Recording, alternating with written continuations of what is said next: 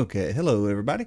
As a lot of Overwatch fans probably realized, today was the broadcast for the Overwatch 2 Spotlight, talking about the future of the game. Um, at this point, I'm sure just about every creator out there is launching a video over the actual broadcast, so we're just going to talk about the blog and the upcoming perk changes. I have already read through this first one, so no surprises here, but will be a bit of a live reaction when we get to the actual perks, because I have no idea what's changing there.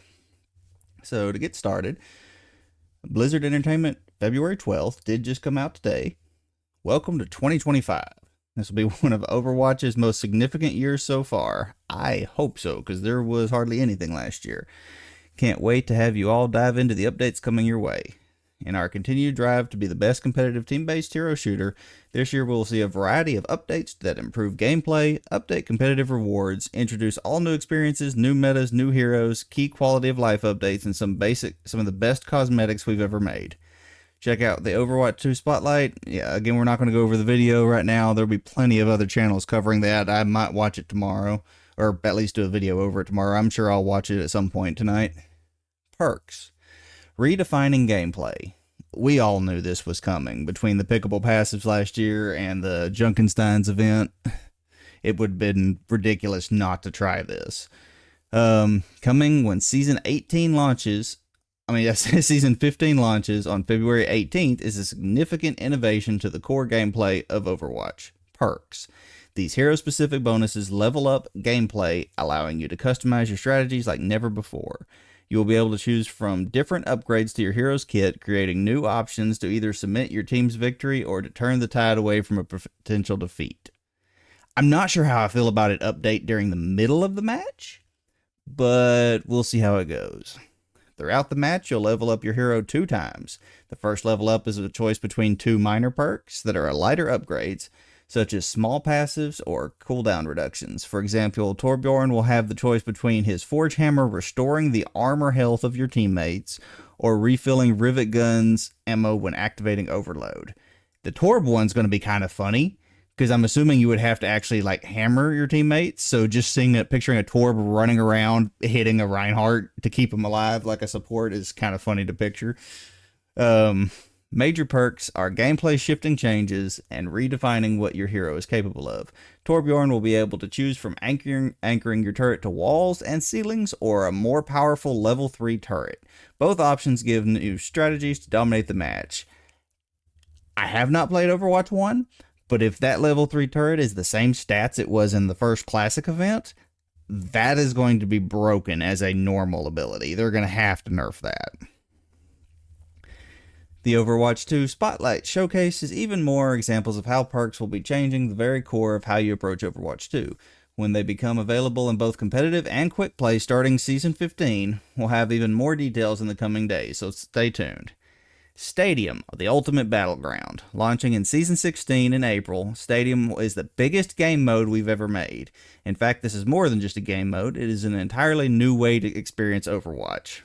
That's concerning. In Stadium's Best of 7 system, you'll earn an in-game Stadium coins each round to unlock and customize your abilities for your heroes. These powerful upgrades will be able to alter your survivability and damage while completely revamping your hero's abilities. Stadium is packed with transformative powers, strategic encounters that enhance the hero fantasy beyond anything we've released, focusing on letting you play how you want. So I'm going to go ahead and skip down through here because these are just giving some of these examples. But if you look here, it is literally the Junkenstein's event from last year on steroids. It's mostly the same abilities, but they've been buffed, and then a bunch of new abilities on top of that. So I'm hoping Stadium is going to be strictly an arcade mode, because if that is in competitive, again, I am almost entirely a quick play person. I have strong opinions as far as how we should definitely not be balancing this game solely on competitive. I'm sure people will be disagreeing with me on that. But even for me, that's over the top. This is going to be such an unbalanced game mode that it should never see competitive. So we'll have to wait and see how that one goes. New heroes. Welcome Freya. the newest addition to the Overwatch 2 roster, a former search and rescue operative turned bounty hunter, Freya. I'm assuming it's Freya, but I don't really know how else you would pronounce that. Brings a new dynamic to the game with her explosive crossbow and unique abilities. You can expect a challenging and rewarding experience as she requires precision and steady aim to master. Unload a flurry of rapid-fire bolts with her redraw crossbow to keep the pressure on your enemies. Slow it down with take aim to line up the perfect shot, and fire a high-speed explosive bolt that'll turn the targets into fireworks. Quick dash in any direction to reload your explosive bolt and leave your enemies in the dust. Launch yourself skyward with updraft of wind, catch those rooftop campers, or get a bird's eye view before you strike. And finally, snag an enemy with explosive bola shot. Wrap them up and pull their unlucky teammates for the ultimate combo play. So that kind of sounds like the videos I've seen of Orissa's old, like, gravity pull thing. Freya will join the Overwatch 2 in Season 16. You'll get a taste of her kit during a free trial weekend later in Season 15. That I'm actually looking forward to. I don't play very many DPS, but I do love the character design on this one. After Freya comes out, Hero 44, currently codenamed Aqua. Aqua is a Chinese hero wielding water-based abilities that can manipulate the battlefield with an innovative playstyle. We'll reveal more details on Aqua ahead of his release in Season 18. Well, hang on. Aren't these both DPS? I thought it was supposed to be a rotation. I mean, I guess it doesn't specifically say what role they are. But we just got Juno, so definitely she definitely shouldn't be a support, even though it said that lore-wise used to be a search and rescue. And he definitely doesn't look like a tank. So I think we're getting 2 DPS back-to-back. That's a little concerning. New competitive year. So this is just talking about the new cosmetics, which this cosmetic one, this, what do they call it? Galactic? Yeah, galactic weapons. Definitely looks a lot better than the Emerald, I will say that. Still not enough of an incentive to get me to start doing competitive, though. So after Season 15 kicks off, you'll be able to take in a new 6v6 competitive queue, as well as as it kicks off. Oh, wow. And the previous one, they said that wouldn't be till the mid-season, so I guess the 6v6 comp will be starting at the start of 15. That's nice. But here's one of the big ones. Loot boxes coming back. Season 15 also features the return of loot boxes. You'll be able to earn a variety of cosmetics when collecting loot boxes. They will be available from weekly and event rewards, as well as earning 1 legendary loot box in the free battle pass, and an additional 2 legendary loot boxes in the premium battle pass. When opening loot boxes, we want to be transparent with your chances. Okay, so that's just going into the breakdown of the odds of getting one. So here's my concern about the loot boxes. The biggest reason people have been crying that they want loot boxes back, or they thought loot boxes were better, was due to the prices in the shop, not due to missing the mechanic of the loot boxes. And so right now you have the free currency and the premium currency. I always forget which one of them is actually credits, but regardless, you have 2 different forms of currency for that. And the free ones you can get through the battle pass in various other ways and can spend on any Overwatch 1 skin.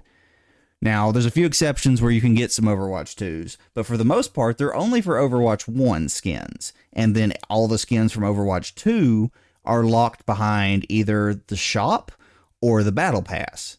Either one would require purchase. So by them saying that the loot boxes will be available in the battle pass, that makes it sound to me like they'll be removing the free currency from the battle pass, and probably having the free currency what you get, say, if you opened a duplicate item in a loot box, which is what a lot of games do. But that will only be a viable replacement if the Overwatch 2 cosmetics are also available in the loot boxes.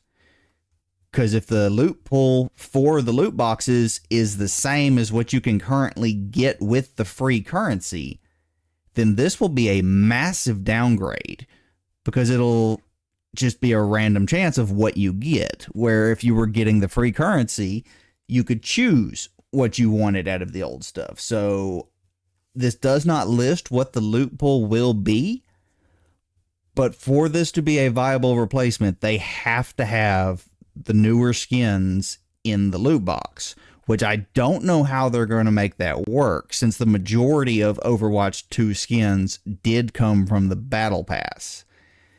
I mean, obviously, the mythic skins could never be put into the loot boxes, but would they put Battle Pass skins into the loot box? I'm going to need more details before I can give an opinion on how the loot boxes are going to do. But if they get rid of the free currency in the Battle Pass and replace it strictly with the loot boxes, then it will be a far worse system than what we have now if you can only get the Overwatch 1 skins in them. But we'll have to see how that goes. So beyond Season 15, after Season 15, various new systems will be introduced to further improve everyone's experience with Overwatch 2. In Season 16, we will implement hero bans in competitive. No surprise there. People have been calling for that for years, and after the success of it in Marvel Rivals, they really don't have an excuse not to do that anymore. Later this year, there will also be new map voting systems to allow your voice when matches are taking place. Again, something people have been calling for years, but they haven't given any specifics yet on how either of these systems will work. So, good thing to look forward to. But again, I'm going to need details on the execution before I can say anything there.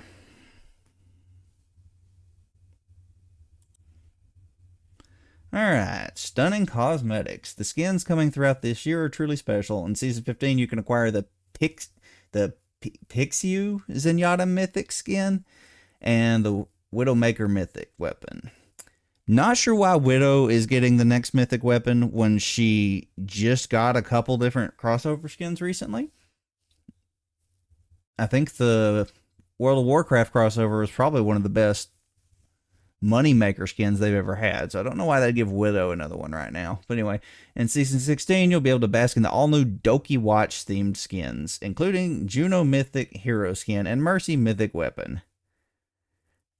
I mean, I can see it having a fan base. I'm not a fan of it myself. I am a little bit concerned about the flat coloring on the hand, because that looks like a cel-shaded character. Surely they're not going to go full anime coloring on that, because that would be a serious game disadvantage. I'm going to assume that they just forgot to finish the shading on it when making the demo. This one I love. Season 17 Diva Mythic skin. That is one of the best mythics they've had come out yet. I love everything about it. I am excited to see the different color options it's going to have. All right. And then just the recap from Perks to Stadium, Mythic Zenyatta to Mythic Diva, Overwatch Classic GOATs, the first stage of the Overwatch 2 Classic Championship Series. Grinding through new competitive year, this is only a fraction of what we're working on in 2025. Encompassing just the first few seasons, we will share more features, cosmetics, heroes, updates, and more throughout the year. But be sure to watch the full Overwatch 2 Spotlight video, which I'll watch later. Hopefully have a video on that tomorrow. Overwatch 2 is a labor of love celebrating this brilliant and passionate community, and we are excited for the bright future that begins now. Alright, so this altogether is definitely the biggest changes they have had in years. I'm pretty sure the biggest announcement period since the release of Overwatch 2. I'm going to have to read through the perks, but I love the perk system idea. Stadium sounds like it'll be a blast as long as it is not in competitive. And new hero designs. I love the design of Freya. I like the design on Hero 44. Would they say the current name is Aqua? The only thing on that is the lore thing coming up again. Just like it had an issue when Kiriko was first released, is I think in the original Overwatch 1 lore, they talk about magic and such not existing. But we are now definitely diverging into more spiritual and magic-related abilities, which is cool, but they're going to have to get somebody to work on the lore. I know they fired their whole lore team, but that's getting a little confusing there. And then my only real concern on this is just how the loot boxes will work. Because, again, if they're going to have the entire skin loot pool available in it, then this is fine. Straight RNG, fixes the hate with the shop prices and everything. But if this is only going to give you a chance at unlocking the older skins, which you can already buy with free currency and choose what you want, and still have to pay the insane prices in the shop for the new skins, then this is a downgrade. But I guess we'll have to wait and see what the loot pool for them actually is once it's released. All right, so now let's take a look at the actual perks. So, Diva, minor perks. Bunny Stomp. Call Mech's damage radius is increased by 50%. Ejection Suit. Eject grants 75% overhealth. Okay. I can see both of those being fine. I think the overhealth is definitely the better one, but it's always funny to crush someone with the mech. Major perks. System Shield converts 150 health to shields. Defense Matrix restores shields based on 25% of its damage absorbed. Okay, let me read the other one first. Heavy rockets. Micro missiles are swapped for heavy rockets, which fire fewer projectiles with increased damage and explosion size. Yeah, okay, no. Those two are so unbalanced. There is no reason to not pick the shield. Because, I mean, if you convert it to overhealth, you're just, every time, you can easily get all 150 shield back anytime a Malga's on the field or a Bastion's on the field. Anything that outputs massive damage, you're just click your DM for half a second and you're full health. And then you let go, take a little damage, then pop it again, full health. I mean, you can just heal infinitely on that into the right comp, so that's scary. Doomfist. 1-2. Hitting an enemy with Rocket Punch reloads the hand cannon ammo. That's fine. Survival of the Fittest. Best defense grants 25 overhealth from eliminations and max overhealth. Ooh. Doom players are going to love that. They're already kind of hard to kill if they know their combos, and now they're going to be self-healing even more. Hitting 3 or more enemies with Seismic Slam empowers Rocket Punch. Power Block absorbs projectiles for the first second of its duration. Well, I mean, that's an easy pick. Seismic Empower is definitely going to be the pick on that one. Hazard. Off the top. Violent Leap Slash deals 30% more damage to enemies above 250 health. Okay, so that helps fix the issue where he's struggling to 1v1 other tanks. Reconstitution. Jagged Wall hits Charge Spike Guard with 25 energy up to 50 extra. Okay. Anarchic Zeal Spike Guards spikes gain 25% life steal. Violent Leap's range is increased by 20. So far, I'm noticing a pattern where on the major perks, the first ability is just always significantly stronger than the second ability. And that's a little bit concerning because they're supposed to be fairly equal between them, so you can just choose which one you want based on your play style. So having one significantly stronger worries me. Junker Queen, Rending Recall. Recalling Jagged Blade from a stuck target refreshes its wound. Okay. That actually feels like it should be a major one instead of a minor perk. Commanding Shout fully reloads Scattergun and increased allies' reload speed. Okay. Scattergun hits extend your wound durations on those enemies by 0.25. Carnage impact damage gains 100% life steal. They need to swap these two. Rending Recall should be the major and Deep Wound should be the minor. Alright, Malga, Kinetic Bandolier. Overrun reloads up to 150 ammo. 2 hearts while on an objective. Malga counts as 2 heroes and regenerates 20 health per second. We just need to remove Malga from the game at this point.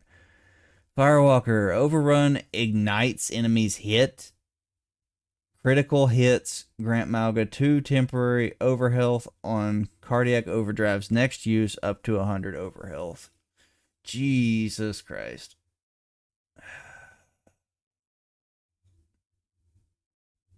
Yeah, I'm not even going to think about that one. Malga just needs to be deleted. Orisa.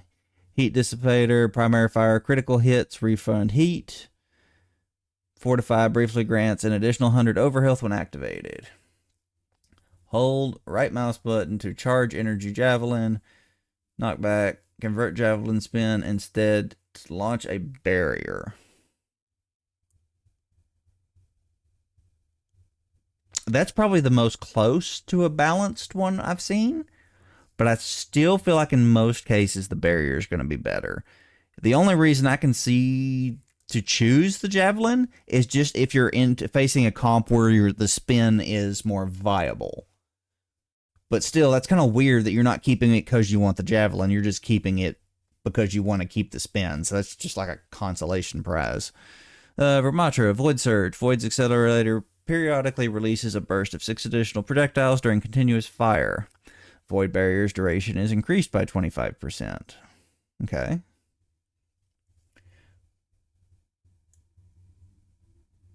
Interesting. Ramatra is healed for 50 health per second while within Ravenous Vortex. Holy crap. While Ravenous Vortex is airborne, use E to detonate it. Yeah, that's stupid. That's broken as hell. That might actually put Ramatra as a top tank. Wow, okay. Crusader's Resolve. While using Barrier Field, your passive health regeneration triggers 50% sooner. Barrier Field is healed for 100% of Fire Strike's damage dealt. Those are both nice. While Barrier Field is activated, use left mouse button to damage and knock back enemies. They gave him Brig Shield Bash. Nice. Crushing Victory. Charge damage grants temporary overhealth for 50% of damage dealt. I like both of them, but they seem very weak compared to some of the others' abilities. Chain Hook reloads too. Oh, thank goodness. There have been so many times I've hooked somebody and not realized I was out of ammo. I'm definitely taking that one every time. I don't need to read anything else on Hog. Pigpen's throw range increased. Don't care. Breather rapidly increases movement speed. Cool. Take a breather also heals nearby allies for 50% of healing. Yeah, so this is just a set loadout for me. I'm taking Scrap Hook. I'm taking Hogdrogen Exposure. Sigma, Kinetic Grass. Absorbing particles with Kinetic Grass also reduces accretion. Accretion knockback duration increases up to 3 seconds based on travel distance. Every 5 direct hits with Hyperspheres, your next successful quick melee levitates and knocks enemies away. Activate and hold double jump briefly to fly and levitate upwards. Those are all kind of disappointing, honestly, but we'll have to see how it goes. Winston, Short Circuit. Tesla Cannon deals 30% more damage to deployable objects. Heavy landing during Primal Rage. Jump packs damage increased area up to 75%. Okay. Chain Lightning. We've been asking for that one for a long time, ever since it was in PvE. Revitalizing Barrier. Barrier Projector heals allies within it for 30 per second. Winston self-heals while in his barrier. Okay, so Winston or Matra meta incoming. Steamroller. Roll impacts deal 100% more damage to tanks. Health packs heal an additional 100 health. Pile Driver winds up longer, gaining air control, dealing 50% more damage. Reactivating Adaptive Shield reduces its cooldown by 1.5 per ally affected, and ally health gained increased by 33%. Okay. Jump Up. Secondary Fire self knockback is increased by 75%, so launch yourself further. Graviton Surge deals up to 30% of the max health as damage over time. Okay. Particle Cannon's Energy Beam pierces enemies while over 50 energy. That's going to be a strong one. Projected Barrier activates ally health regeneration and increases their movement speed. Ooh. Zarya got 2 good ones. I honestly don't know which one I would take on that. Alright, so that's going to be it for the tanks. Alright, Ash. Rapid Fire. Unscoped shots gain 30% increased attack speed, but 15% less damage. not a fan of that one. That actually kind of feels like a nerf, depending on in a lot of situations. So what's the other one? Coach Gun pushes Ash and enemies 20% further. Ugh, neither of hers are too good. Viper Sting. Hit 2 consecutive scope shots on a target, deals 25 extra damage, and reloads 2 ammo. Okay. Dynamite has 40% increased detonation radius when airborne and refunds 3 ammo when thrown. Probably Viper Sting on that one.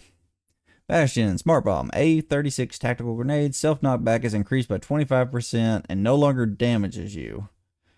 Configuration Artillery grants 300 temporary overhealth. Oh boy, Tank Bastion back. Lindholm Explosives. Configuration, Assault's weapon slowly fires explosive shells instead of a rotary cannon. So Overwatch, it turns his configuration into Overwatch 1 Bastion on a cooldown. And then they brought back the self-repair. You just have to spam the button for some reason. That's weird. Okay. This is definitely going to be a new game. Cassidy, Fan the Hammer shots are individually controlled and can crit for 50% more damage. Deadeye refunds 30% ultimate charge if it fully expires. Critical hits with primary reduce the cooldown of combat roll. Cassidy throws a second flashbang that travels further, but both flashbangs deal 30% reduced damage.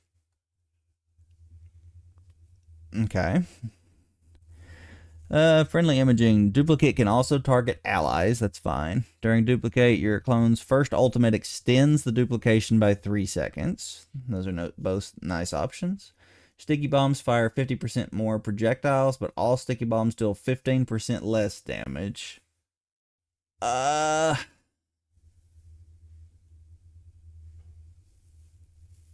mean, if you hit all of them on the same target, that would be better.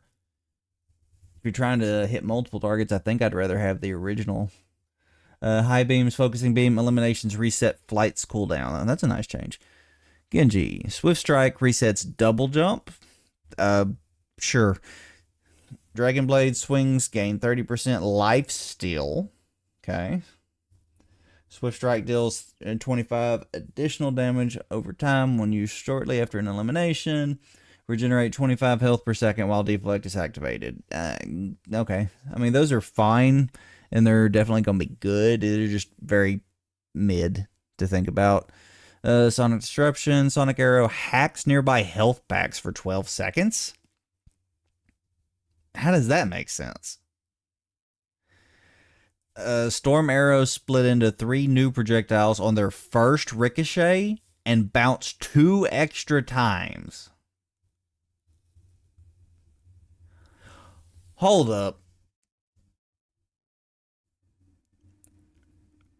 So it's the original Storm Arrow. I mean, the original Scatter Arrow, but you can fire it multiple times? How many shots do you have in Storm Arrow? Is it 8? So firing 8 Scatter Arrows?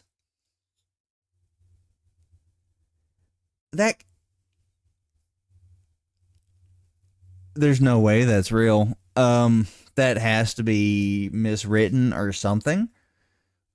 That, or they're just going to giga nerf the damage on the arrows, because I mean, you could one-shot most tanks with a scatter arrow. Being able to fire 8 of them would be insane.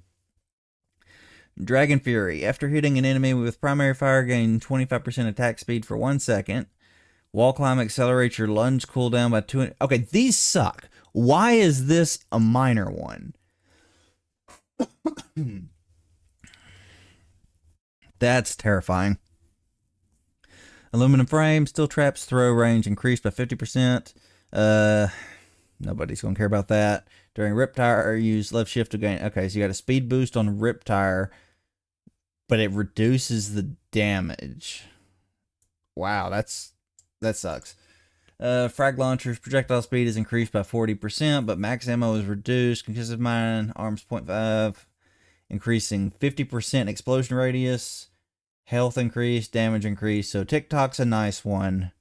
All three of his others suck. That's disappointing. Killing Reach. Primary fire's range is increased by 30%. Ice Wall duration and cooldown increased by 2 sec. Wait. Oh, duration and cooldown increased. Okay. Biting Cold. Secondary fire hits slow enemies by 15% for 1.5 seconds, stacking up to 30%. Cryo Freeze slows and deals 70 damage per second to nearby enemies. Those are fine. Wait. Oh, Cryo Storm. So yeah, when you ice block, it just does damage to people around you. I mean, I guess that helps prevent them from camping for when you come out of it. Drift Thrusters. Far can move while Barrage is activated. Thank God. That should have been a thing always. Helix Shield converts 75 health to shields. Concussive Blast. Knockback is inverted to a pull in. That's kind of weird. Jet Dash grants 50% fuel. Maximum overfuel is increased by 100%. So should be able to stay airborne longer and get better self-recovery from the shields. That's just kind of mid. Reaper. Death Shadow. Shadow Step reloads shotguns and has 25% increased range. Soul Reaving. Collects soul globes from dead enemies to restore 50 health. Wait, so that's his original passive from what I've heard.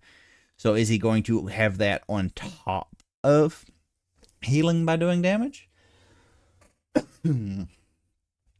That's going to make him very hard to kill if that's the case.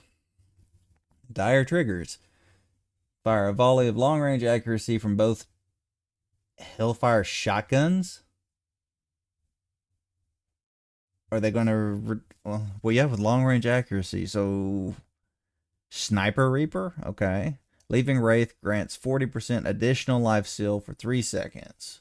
I mean, that one's not going to matter too much because you're normally using Wraith to get out. If you're using Wraith to get in, well, I guess it could work with his ult. 40% extra life steal while ulting, but that's about the only time I can think that'd be useful. Sojourn. Maximum ammo increased. That's fine. Railgun's maximum energy is increased by 50. Power Slide gains additional charge, and its jump height shifts to lateral movement. Disruptor Shot can stick to enemies and generate railgun charge.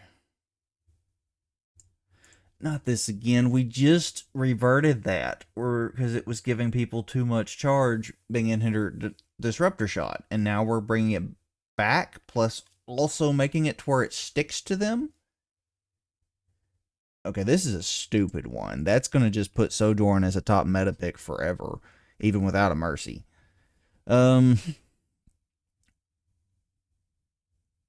Soldier. Recycled pulse munitions. Helix rockets reload 15 ammo if they damage. Biotic field healing is increased by 100% on critical health allies. Sprint speeds increased by 20% and reload can be performed while sprint. That's a nice one.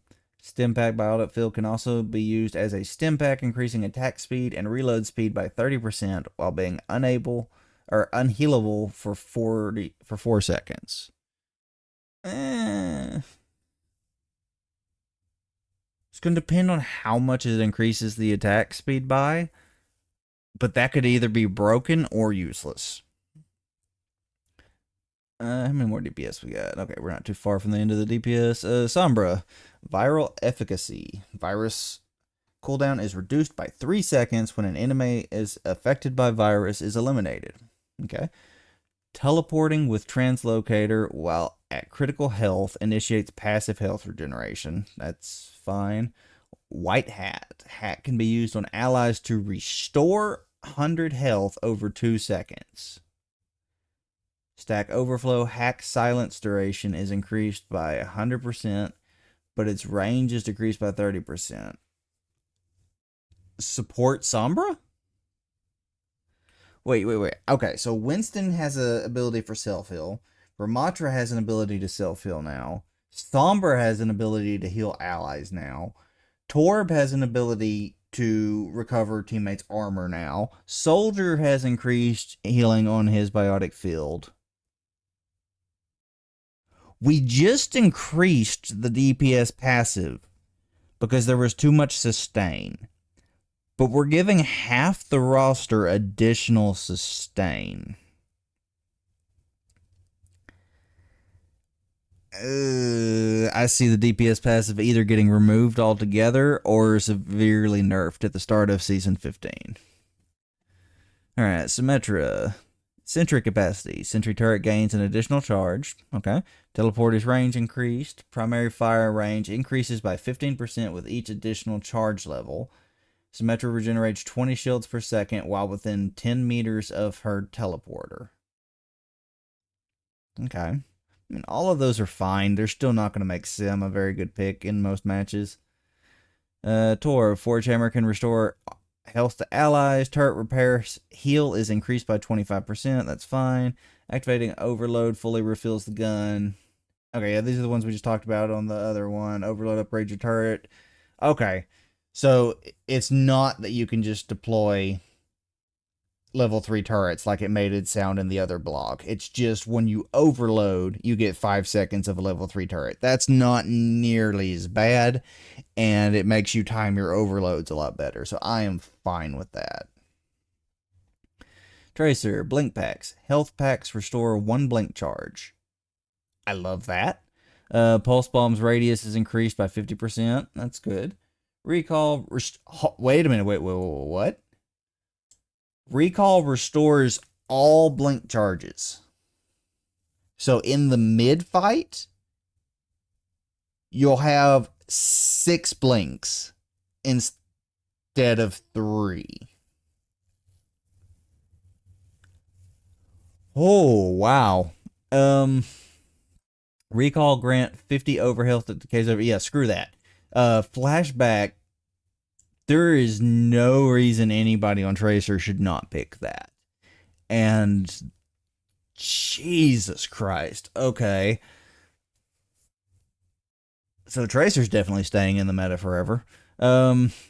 Venture, seismic sense. While underground, Venture can sense enemies with 25 meters. Fine, I guess. While tectonic shock is active, cooldowns refresh 300% faster. Smart excavator's range is increased by 25%. Dealing damage with clobber grants up to 30 explorers resolve shields. I mean, that's fine. Those are all kind of mid. I mean, they're decent buffs, but nothing really stands out. Scoped efficiency. Scope shots cost 3 ammo instead of 5. Scope shots charge 50% faster during infrasight. Scope shots reduce grappling hooks cooldown by up to 4 seconds. Venom Mine gains 50% increased damage and a second charge, enabling 2 mines active at a time.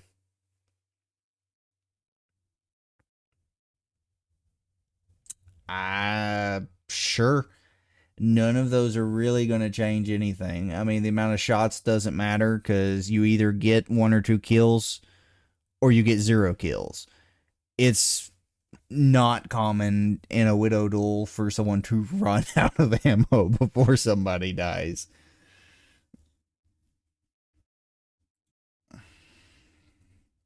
And supports. Groggy. Enemies wake up from sleep dart are slowed for 2 seconds. After exploding, biotic grenade bounces and explodes again for 50 damage and healing. Okay, but it's only the healing side of it. It's not the anti. Okay, so that's not too broken. Biotic rifle can crit enemies using nano boost. Also casted on Ana. Ooh, this is the first one I've seen where it's actually a toss-up. I like both of the major perks on this one. So that's going to fully depend on the enemy team comp. Nice. My only question on that is the crit enemies. So is it still going to be damage over time? Or is it going to be like the Mirror Watch event where you could crit, but it was a single shot damage? Hopefully it'll still be damage over time. Otherwise, because if it's just going to the single shot, then it's going to be a lot less effective against tanks like Doomfist and anyone that can block, really. Field Medicine. Immortality Field restores 80 health to nearby allies, 40 health to Baptiste when destroyed. After placing Amplification Matrix, your shoulder turret periodically fires up to 12 shots at allies, restoring 25 health. So that's just encouraging you to focus on damage while your ult is up, which I'm fine with.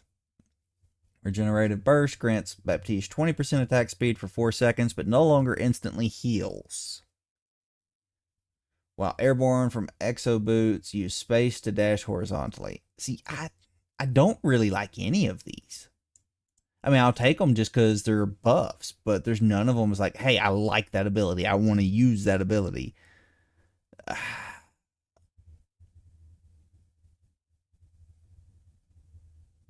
Honestly, I don't want either of the perks. I like having my instant heal on the burst, and the dash thing's going to throw me off. I'll probably take the rocket boots, but it's going to take a bit to get used to. Brig. Shield Bash restores 100 health to barrier shield when it hits an enemy. Inspire lasts 3 seconds longer when activated by a whip shot. Those are fine. Repair packs instantly heal and additional health to critical allies. Whip shot's knockback can slam enemies into wall, doing 50 extra damage. So we now have Brig Doomfist. Rapid construction. Pylon builds 300% faster and its cooldown is reduced. Ilari's flight time. Turn captive stun is increased by... See, I don't like the ones that only work during ult. Fully charged solar rifle hits grant 12.5% of your maximum solar energy, overfilling up to 50. Outburst ignites damage, ignites enemies, dealing an additional 70 over 3 seconds. Yeah, that's a must-have on that one. How are those two in the same rank? That's just weird. Familiar Vitals. Pulsar torpedoes lock onto allies faster. While using Glide Boost, passing through Hyper Ring pushes you forward. Meta Blaster can crit. Activating Glide Boost resets double... Okay, so yeah, that's going to be another auto pick. Everybody's going to take Master Blaster on that one. That's one of the things I was concerned with on this, is there's so many of them where it's just an obvious choice which one is better, that it kind of defeats the purpose of even having a choice. I mean, maybe I'm wrong. Maybe it'll turn out to be fairly evenly split, but I feel like there's going to be a clear pick on a lot of these abilities. Kiriko, healing of Fuda projectile speed is increased by 50 when seeking a critical health allies. That's a nice change. Kunai hits launch 2 healing of Fuda to an ally in front of you. So we're definitely encouraging the DPS Kiriko playstyle. I mean, she has always been a DPS intensive support, but at least I guess now there's a reward for your team when your Kiriko wants to do nothing but DPS. Swift Step can be used again within 4 seconds of its initial cast. So you have 4 seconds where you can use it again before the cooldown starts. Why not just have a reduced cooldown? That's kind of odd. Protection Scissor grants 40% movement speed to allies for 2 seconds. Interesting. Life Grip cleanses negative effects. I thought it already did that. Guess not. While alive, regenerate 10 health per second upon death. Drop a healing seed that heals allies for 250 health. So it's his original passive. It's just the enemies can't use it. Rejuvenating Dash adds 20 health to your next healing blossom within 3 seconds. I like that. Thorns detonate for 30 extra damage with enough stick within 1.5. So, I don't even know how to measure that. I didn't even know they stuck to them. I thought they just shot and did damage. That one, I have no idea how that one's going to work. Bass Blowout. Soundwave knockback is increased. Regenerate 4 ammo per second while wall riding. Crossfade's range is increased while Amp It Up is active. Lucio's attack speed is increased by 50 when Amp It Up is active. Those are all fine. Mercy receives 15 health per second while Katika's staff is attached to a full health ally. Guardian Angel's range is increased. Secondary fire links to a second nearby ally. You can damage boost 2 at once. Okay. That might actually make Mercy viable again. Res can be used on Catechus staff active target to restore 150 health. Doing so incurs a 15-second cooldown. So you can opt to use your res cooldown to give them a burst of health, and it just puts it on a 15-second cooldown. Yeah, that's going to be another one. I'm pretty sure chain boost is going to almost always be the pick on that one. Vanish. Fade's duration is increased by 0.5 seconds. Fade's jump height is increased by 50%. I don't think 0.5 is going to be enough there, so that's going to be another easy pick on Uprush for me. Ethical Nourishment. Biotic Orb's first 50 healing is instant on each ally it encounters. That's nice. Enemies being damaged by Biotic Orb receive 25% reduced healing. We're giving an anti-effect to Moira, who most people play DPS Moira in the backline, and we're reducing the healing. Oh, wow. Here's another one where I'd have a hard time picking. They cooked with Moiras. Okay. That's going to be another one that's solely dependent on what the enemy is playing. So that's what, 3 I've seen so far that I actually thought were good. Zenyatta, Zenith Kick, or Zenith Kick, I guess. Snap Kick's knockback distance is increased by 30%. Activate and hold double jump to hover for 3 seconds. Secondary fire charges 20% faster and can store 1 extra orb. Zenyatta heals Orb of Harmony targets 20% of his damage dealt to Orb of Discord targets. Those are all fine. I like the Snap Kick. The rest of them are just kind of whatever. So, yeah. This is going to be an entirely new game, and it's going to take a while for everybody, to, including myself, to figure out how these are going to affect the game. My only real question right now is, how do you level them up? Is it just going to, everybody just going to level up at a certain time throughout the match and you can all prepare for it? Or is it going to work kind of like an ult where you have to individually progress towards it, at which point you would have no way of knowing when the enemy team is going to level up and suddenly gain new abilities? So that's going to be something to be concerned about. But this is definitely going to shake up the game. Again, some of the abilities annoy me a little bit in that there's obvious picks for a lot of them. But this is definitely going to shake up the game.